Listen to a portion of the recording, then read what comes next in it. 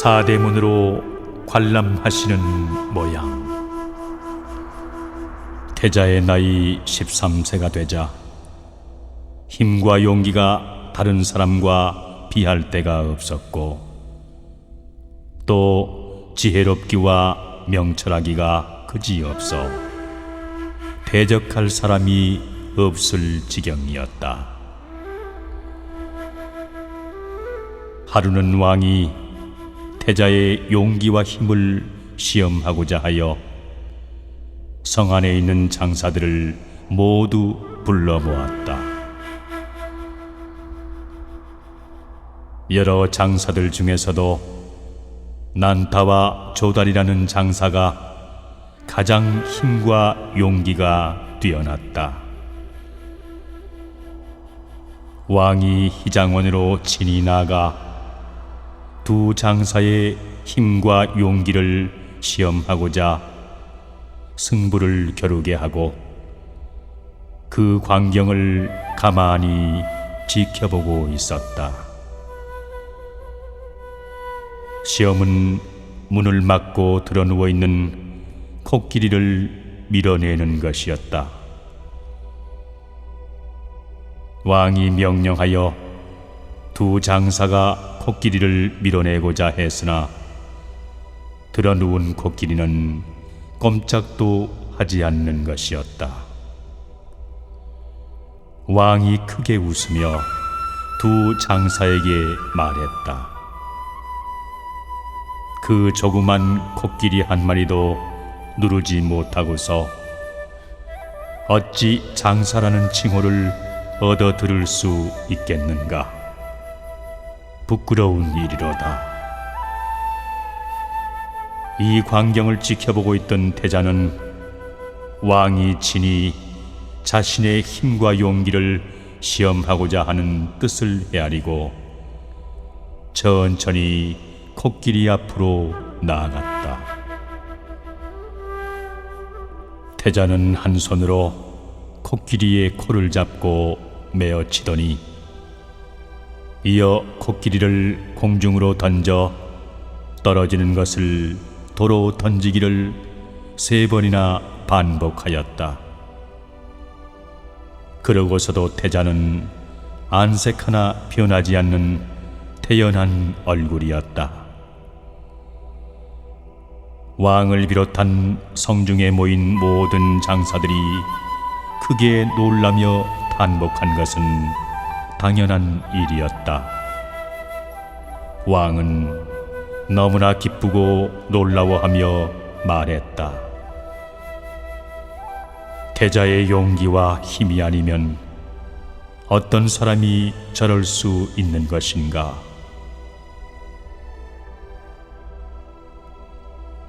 또 다른 시험을 왕은 내렸다. 큰 북을 1000걸음 밖에다 걸어놓고 100근이나 되는 활로 쏘아 마치는 것이었다. 조달과 난타 두 장사는 겨우 2어사를 마치고 그 나머지의 장사는 하나도 마치지 못하는 것이었다. 이어 태자가 나서 활을 쏘았는데 큰 북을 마치는 것은 물론이고 그 맞는 소리가 천지를 진동시키는 듯 하였으며 그 쇠북 7개를 꿰고 나가 땅에 그대로 박히니 그 박힌 장소에서 물이 솟아나며 저리산 대천 3개가 일시에 진동하였다. 모든 신하와 백성이 다 얼굴빛이 변하며 경탄에 맞이하느며 모두가 한마디로 말을 이었다. 태자는 실로 하늘이 내리신 사람이다. 어찌 세상 사람이 한 일이라고 믿을 수 있겠는가?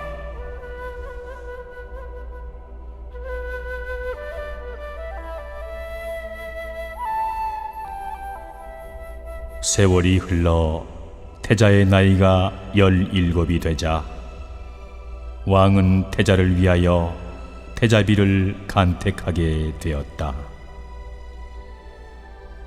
그때 이웃의 우전국의 왕에게 한 딸이 있었는데 이름은 야수다라라고 하였다. 그 용모의 탁월함이 비할 데 없이 현숙하였다. 우전왕이 한때 남악산에 행차를 나갔다가 제약 선녀를 만나 하룻밤에 인연을 맺은 일이 있어 그 처녀가 그 후로 수태를 하였는데 그때가 주소왕 24년 4월 초파일이었다.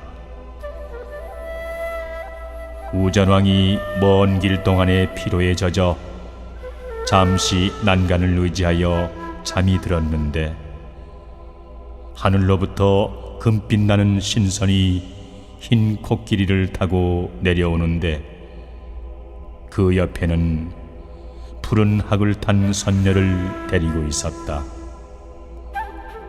공중에서 그 신선이 말했다. 나는 낙가산 칠복의 보살이니 정반왕에게 탄생하는 이는 석가모니 불이며 이 선녀는 연등불 전에 동경한 인연으로 꽃을 공양했던 구리 선녀입니다. 오늘 이 보살을 따라 하늘에서 내려오는데 길을 인도하니 왕은 남악산 제약 선녀를 찾아 이 여자아이를 거두어 귀하게 기르십시오.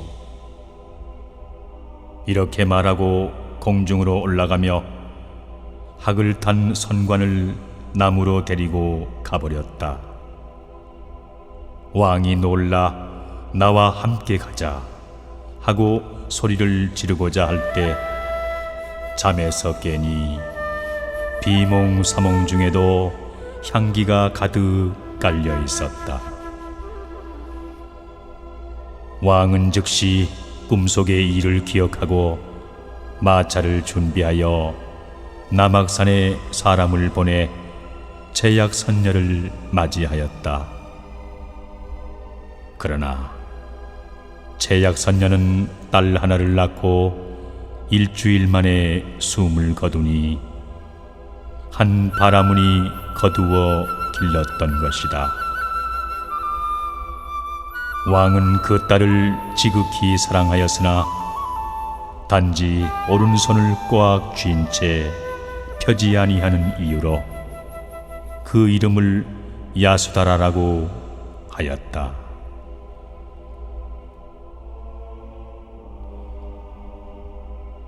야수다라의 나이가 15에 접어들자 그 용모가 미려하고 신상이 단아하여 보는 사람마다 놀라지 않는 이가 없었다. 그런 야수다라를 우전왕이 사랑하지 않을 리가 없었다.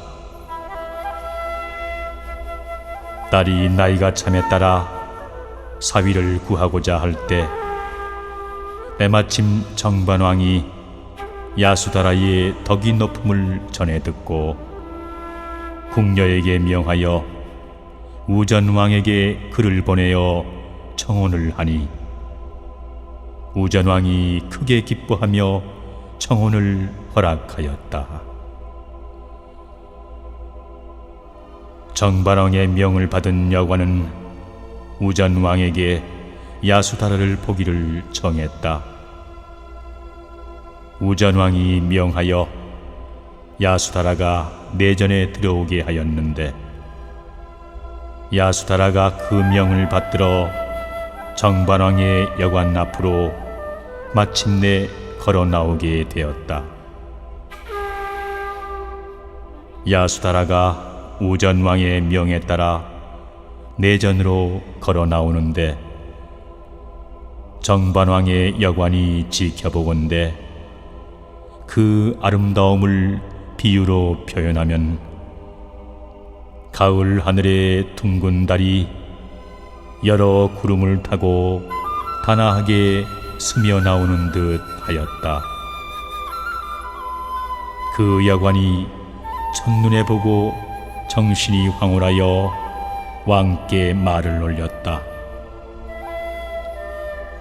왕의 귀하신 공주께서는 진실로 선녀가 하강하심입니다. 미루어 말하건대 너무나 당연한 정반왕의 태자인 시달타 태자의 배필이옵니다. 우전왕이 그 말을 듣고 기뻐함은 그지없었으나 다른 한편으로는 근심 어린 마음으로 여관에게 말했다. 우리 공주가 조그마한 결함이 있으니 그대는 돌아가서 정반왕에게 상세히 알리도록 하여라. 우리 공주가 세상에 처음 태어날 때 오른쪽 손을 굳게 쥔 채 오늘날까지 바로 펴지 못하고 있으니 이런 결함이 있는 병자가 어찌 그 위대하고 뛰어난 태자의 배필이 될 수 있겠느냐. 이렇게 말하면서 공주의 고운 옷자락을 들어 공주의 굳은 손을 내보이니 여관이 자세히 보니 정말 손가락이 단단히 손바닥에 붙어 펴지를 못하였다.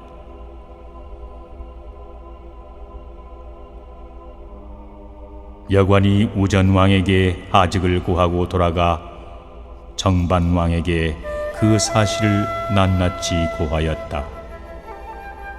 그러나 왕은 이렇게 말했다.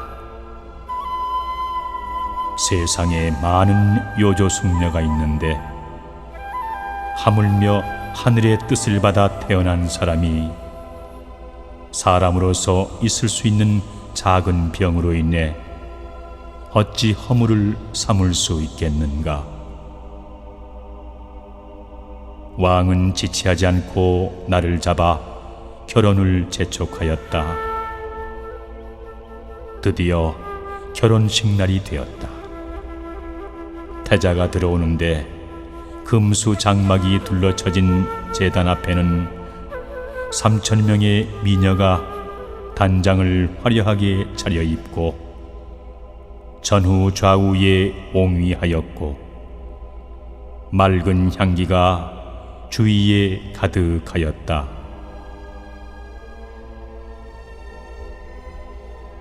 야수다라가 왕께 패백을 드릴 때였다.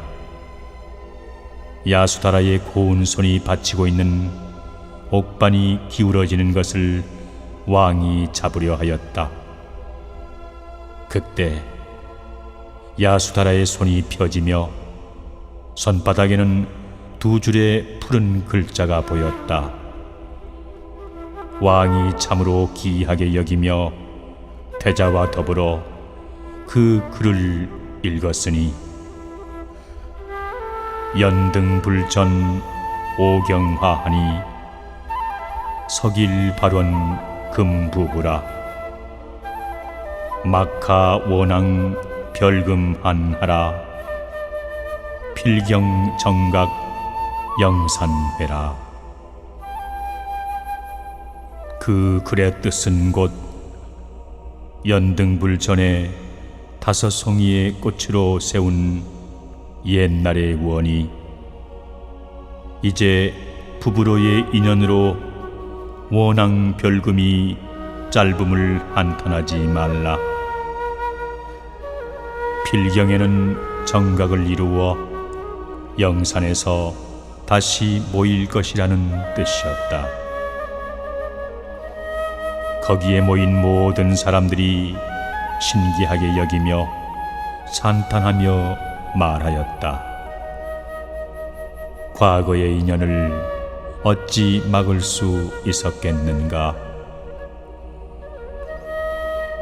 야수다라는 자신이 전생에 구리 선녀였을 때 오경향화로 발언하던 일을 완전히 깨닫게 되었다. 그러나 동방화촉을 대하여 은연중에 그것을 반기는 듯 했으나 침실에 들어가니 태자는 동침의 뜻이 없고 조용히 밤을 지냈다. 야수다라는 비록 느끼고 짐작한 바는 있었으나 부부의 금실의 인연으로 참으로 천지와도 같은 세월을 보내게 되었다.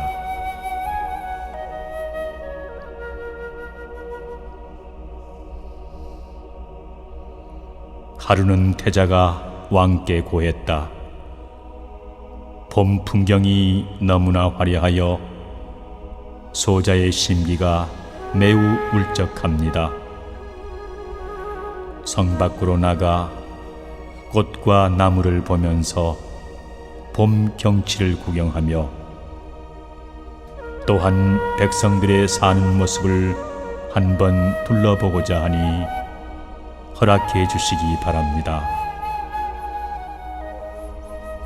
왕의 허락이 내리자 태자는 즉시 마차를 준비하여 군관 수십 명을 대동하고 먼저 동문 쪽으로 나갔다. 성중의 백성들이 태자가 나오심을 보고 서로 앞을 다투어 보고자 길이란 길은 사람들로 가득 차 있었다. 태자는 한가로운 마음으로 봄 경치를 즐기고 있었다. 봄바람 사이로 붉은 빛의 꽃들은 그 화사함을 공중으로 가득 퍼뜨리고 있었고 아름다운 새소리는 사방에서 들려오고 있었다. 같이 동행한 군관들도 모두 아름다운 풍경을 흠뻑 즐기고 있었다. 그때였다. 천상의 정거천인이 공중으로부터 쫓아내려와 동문 근처에 다다라서는 모습을 변하여 태자 앞으로 나아갔다. 백발 노인의 모습으로 변했는데 등이 굳고 걸음이 온전치 못하여 막대기를 짚고 숨을 헐떡이며 걸어가는 것이었다. 태자가 옆에 신하에게 물었다. 저 사람이 대체 누구이길래 모습이 저런 것인가? 사람이 다 그렇사옵니다. 나이가 젊을 때는 혈기가 왕성하여 거동이 신속하고 날렵하나 나이를 먹으면서 머리털이 휘어지고 피륙이 마르고 등이 굽어가며 몸을 지탱하고자 하는 근력이 부족하여 걸음걸이가 불편하고 막대기를 짚고 다니며 남은 목숨이 얼마 남지 않게 됩니다. 그렇게 나이를 먹은 사람을 노인이라고 부릅니다. 태자가 다시 물었다. 노인이 저 사람뿐이냐? 아니면 세상의 모든 사람들이 다 저렇게 노인이 되느냐? 늙는 것에는 귀천이 없사옵니다. 태자는 이 말을 듣고 단식하며 말했다. 내가 비록 왕궁에서 부귀 영화를 누리면서 산다고는 하나 필경에는 나이를 먹고 머리가 휘어지고 등이 굽어 늙은 몸이 될 것인즉 어찌 죽음을 면할 수 있겠는가?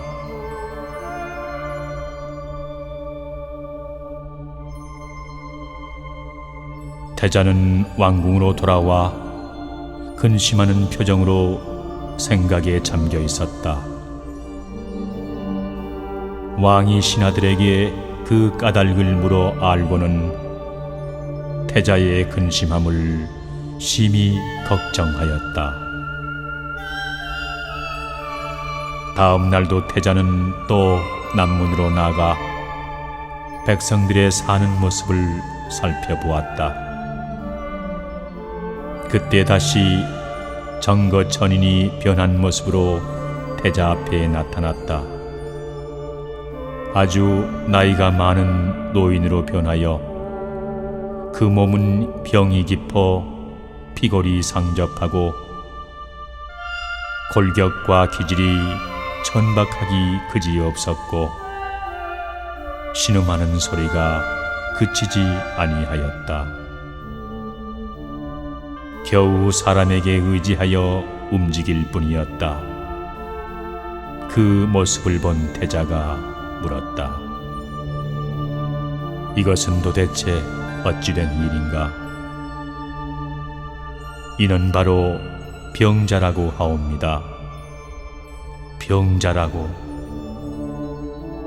사람은 늙어가면서 몸의 기능이 약해져 말라가고 또 음식을 잘 먹지 못하여 기력이 쇠약해지며 움직임이 실하지 못하고 목숨 달려있음이 아침 저녁에 있습니다. 태자가 또다시 물었다. 병이 저 한 사람에게만 있는 것인가? 아니면 세상의 모든 사람에게도 다 있는 것인가? 늙고 병이 들면 귀천이 없습니다. 태자가 단식하며 말을 이었다. 세상 모든 사람들이 어찌하여 저런 고통 속에 잠겨 저렇게 사는 것인가? 다시 왕궁으로 돌아온 태자는 더욱 근심하는 빛이 역력했다. 왕이 그 까닭을 알고 여러 신하들에게 일렀다. 태자가 성 밖으로 나갔을 때 어찌 도로를 신축하지 아니하여 그런 노인과 병자를 보게 하여 태자로 하여금 깊은 근심에 빠지게 하였는가? 이것은 경들의 허물이라 할 것이니 마땅히 법으로 다스리겠노라. 여러 신하들이 머리를 조아리며 황송스럽게 대답했다. 신들이 어떻게 대왕의 명을 태만하게 수행했겠습니까마는 그 노인과 병자도 자취도 없이 불쑥 태자 앞으로 나오니 저희들로서도 어찌할 도리가 없었나이다. 왕이 다시 생각하기를 바라문의 장자 중에 우탄이라는 사람이 있어 그 총명하기가 그지없고 또한 언변이 뛰어나 사람의 굳은 마음을 돌이키게 하는 재주가 뛰어났으므로 그 사람으로 하여금 태자에게 치국과 안민을 지도하게 하고 또한 태자의 근심하는 마음을 없애게 하라고 신하들에게 명했다. 왕이 우탄이를 불러 말했다. 태자가 성 밖으로 나가 백성들의 사는 모습을 보고는 특히 노인과 병자를 보고 난 뒤부터는 저렇게 마음이 심란하여 왕궁의 부귀영화를 마다하고 있으니 두려운 마음을 금할 길이 없으므로 이것은 태자가 출가할 의사가 있으므로 보여지니 내 일을 걱정하여 경에게 부탁하노니 이제부터 태자의 곁에서 충효의 큰 도와 정사의 중함을 반드시 가르쳐 태자의 허망한 생각을 없애게 하시오. 우탄이가 도로 여쭈었다. 태자는 실로 천인이시라는 소문을 소인도 들어 알고 있으며 또한 하해와 같은 도량이 비범하시니 어찌 신의 조그맣고 보잘것없는 구변과 지식으로 태자를 가르치겠습니까마는 대왕의 명이 이러한데 어찌 사양할 수 있겠습니까? 그 뜻을 깊이 받들어 충성을 다하겠나이다. 이렇게 말하자 왕은 크게 기뻐하였다.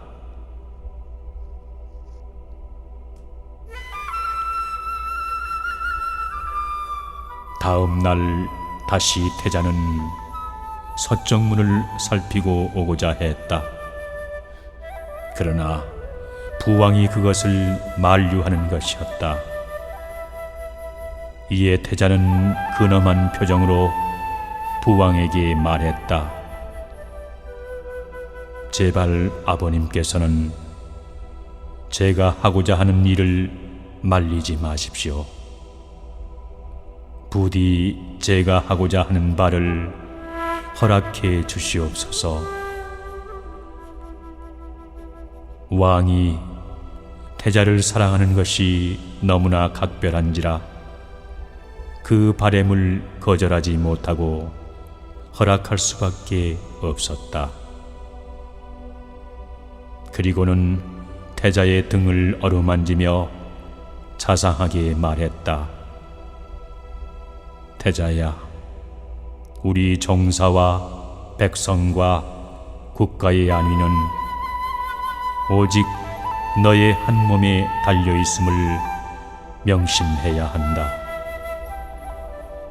충효를 생각해서라도 너 하나만을 생각하지 말 것이며 다시 아비로 하여금 근심함이 없도록 하라. 말을 듣고 난 태자는 여러 명의 군관을 대동하고 서쪽 성문에 다다랐다. 그러나 이번은 상황이 좀 달랐다. 지난날의 허물로 큰 꾸중을 들은 신하들이 이미 도로를 수리하고 태자가 지나는 길엔 아무도 지나다니지 못하게 조치를 취해 놓았던 것이다. 도로는 통행이 봉쇄되고 거리의 집은 문을 닫아 놓은 채 문 밖으로는 꽃으로 치장하고 흰 배로 휘장을 둘러 심리에 걸쳐 둘러 놓았으니 그 장음하기가 이를 데 없었다.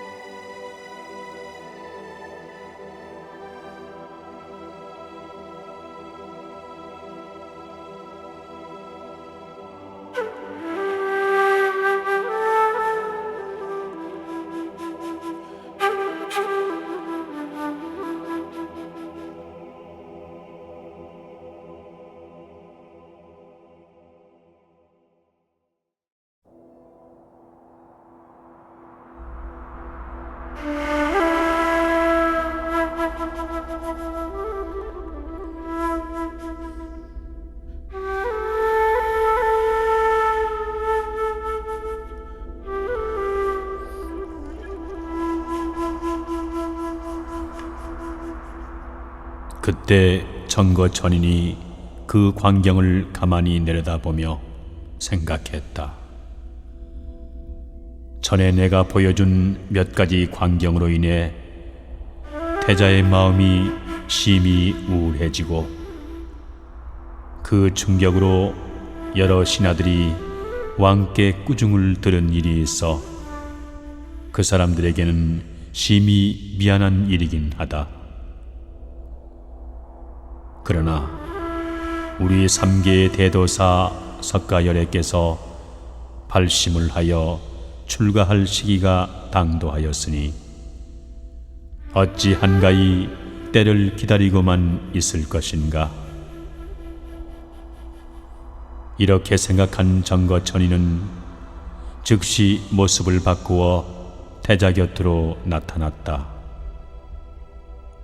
그것은 송장이 되어 염습을 한 상태로 여러 친척이 모여 그 시체를 붙잡고 슬퍼하는 모양과 바야흐로 그 시체와도 영원히 이별하는 모양을 보여주었다. 그리고 그 모습은 태자와 그의 스승 우탄이에게만 보이는 것이었다. 태자가 우탄이에게 물었다. 저 송장이 보이는가? 그러나 따르는 사람의 눈에는 보일 리가 없었으므로 대답이 들리지 않았다. 태자가 노하여 격분하면서 다시 되물었다. 눈앞에 있는 것을 왜 대답하지 못하는가? 우탄이가 옆에 있으며 생각했다.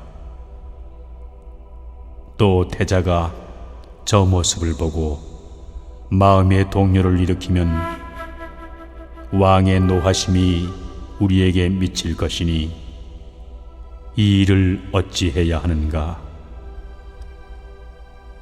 이런 생각으로 우탄이는 오래 주저하고 있었다.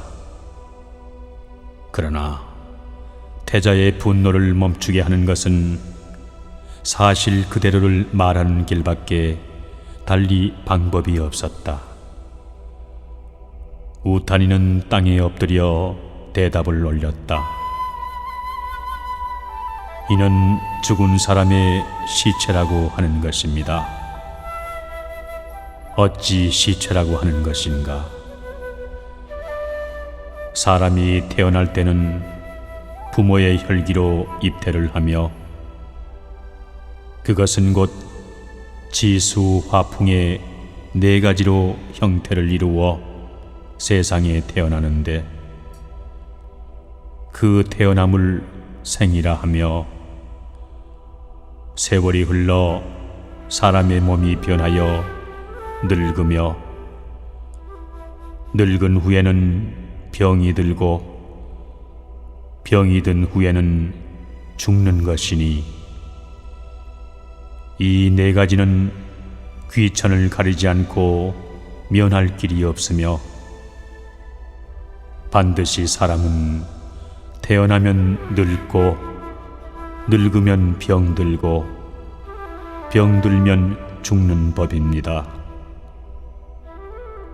즉 사람은 지수화풍으로 태어나 다니다가 마침내 죽음으로써 지수화풍으로 흩어지는 것이니 인생이라는 것이 어찌 슬픈 것이 아니겠습니까? 태자가 크게 한숨을 쉬며 우탄이에게 물었다. 인생이 전부 저런 것인가? 생로병사가 전부 그렇습니다. 이렇게 대답하고 우탄이는 혼자 생각에 잠겼다. 태자께서 정거천인의 조화를 보고 이 세상에 머물 생각을 버리고 왕의 뜻을 저버리는 것이 아닌가. 우탄이는 크게 근심한 나머지 태자에게 나가 엎드려 말을 올렸다. 고금의 제왕이 종사를 받들어 나라를 다스리며 백성을 안보하고 전륜왕을 받들어 성자 성손이 계계승승하며 그 현명함이 사해에 퍼져 후세의 사람들로 본받게 하심이 왕자의 떳떳한 바입니다. 이제 태자께서는 당당한 일국의 종사의 근본이십니다. 위로는 왕의 바라는 뜻을 잊지 마시고 아래로는 억만장생의 바라는 바를 끊어버리지 마십시오. 인간사의 허망함을 쫓아 종사를 버리시는 것은 고금의 제왕에게는 없었던 일로서 왕의 종사를 누구에게 의탁하고자 하십니까? 태자께서는 부디 출가하지 마시고 중효를 다하여 왕상을 섬기시는 것은 물론 백성들의 신망을 저버리지 마십시오. 우탄이가 말을 마치고 슬픔에 잠기자 태자가 말했다. 경은 그런 말로 나의 생각을 저지하지 말라. 사람이 세상에 사는데 그것이 물 위에 떠도는 나뭇잎 같고 풀 끝에 맺힌 이슬과 같다. 세상사가 이러하므로 만사가 다 무상하고 꿈과 같으며 명확한 일이 하나도 없거늘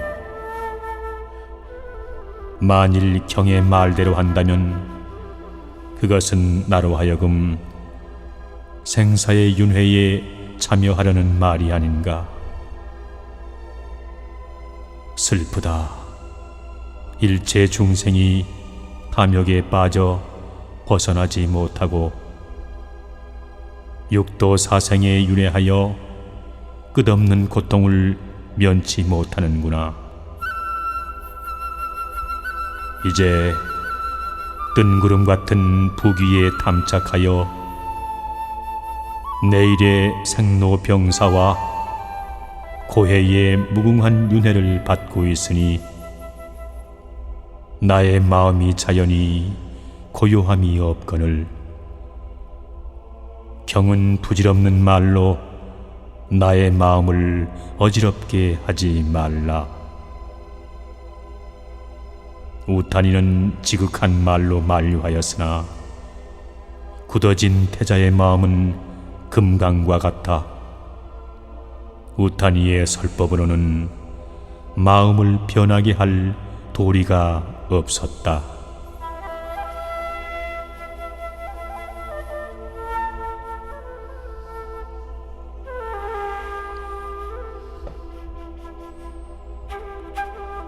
다시 궁으로 돌아온 태자는 그 근심하는 모습이 전번과는 더한 것 같았다.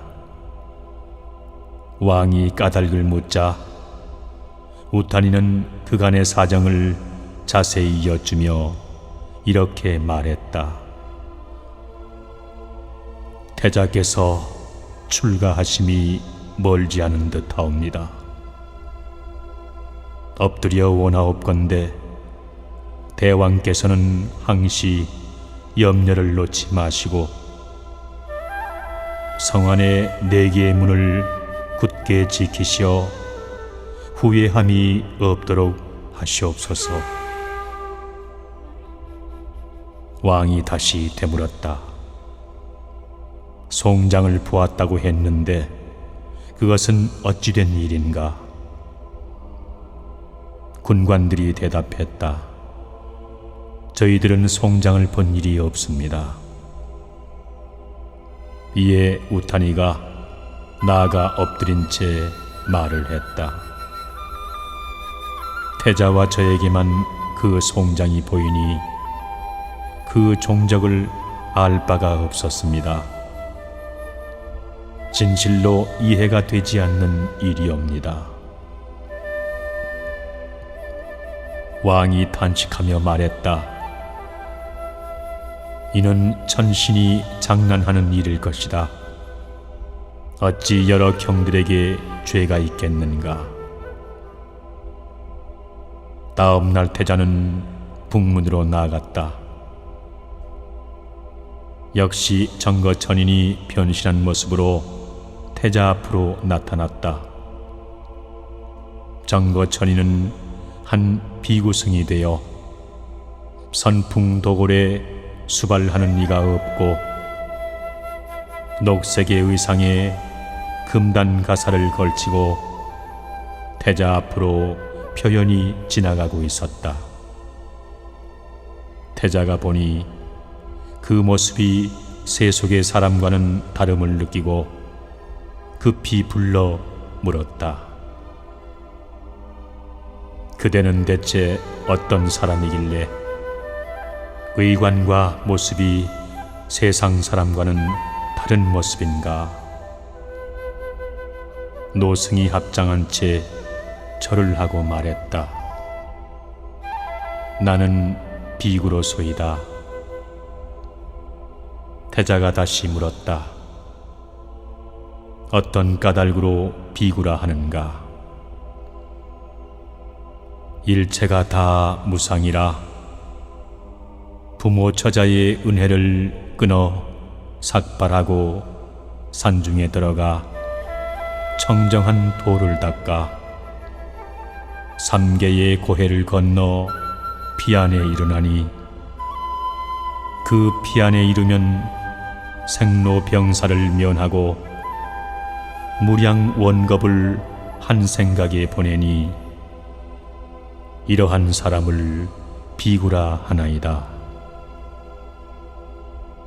말을 마치고 노승은 스스로 몸이 공중으로 솟더니 체운을 타고 표현이 서쪽 하늘로 향하여 사라지며 한 글귀를 읊으며 사라지는 것이었다.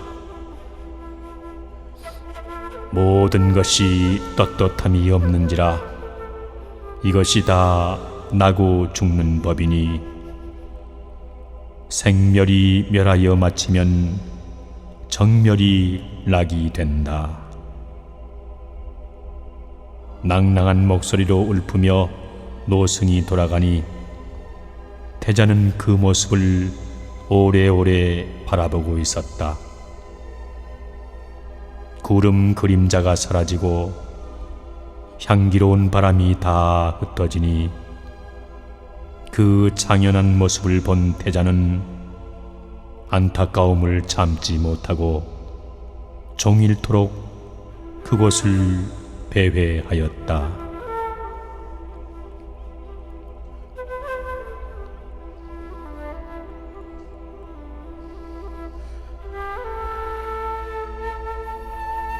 해가 지고 달빛이 환해서야 성중으로 돌아가니 왕이 기다리고 있다가 태자가 돌아옴을 보고는 황급히 손을 잡고 물었다.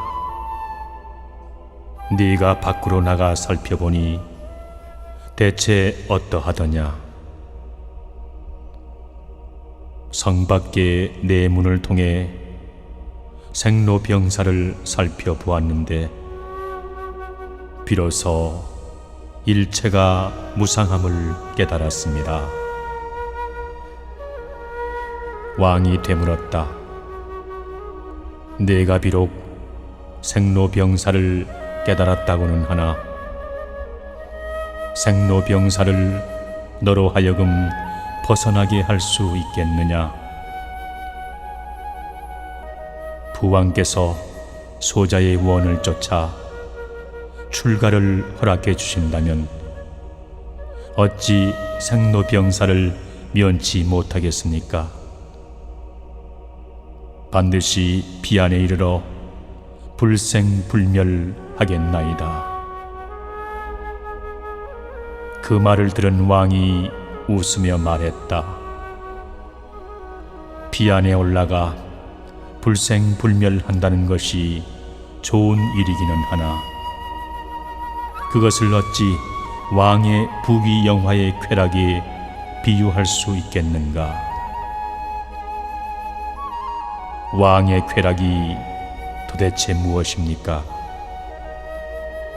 용루와 봉각, 주궁, 폐궐로 몸을 편안히 하며 황금 전상에 가만히 앉아 주변 작은 왕들의 칠보 조공을 받으며 백천의 채녀가 좌우에 시립하여 시중을 들고 어진 도덕으로서 백성을 다스리다가 명이 다하면 성자 신손이 계계에 승승하여 억만년에 걸쳐 향하로 받들며 억조 창생이 함께 즐겨하여 태평가를 부르며 성세를 찬탄할 것이니 인간의 쾌락이 이보다 더한 것이 어디 있겠는가?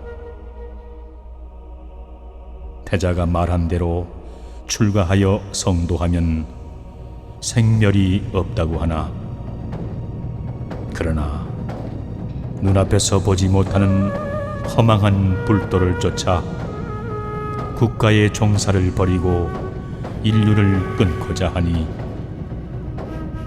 태자는 제발 그런 허망한 생각을 버리고 나의 태산 같은 믿음을 저버리지 말도록 굳게 명심하라.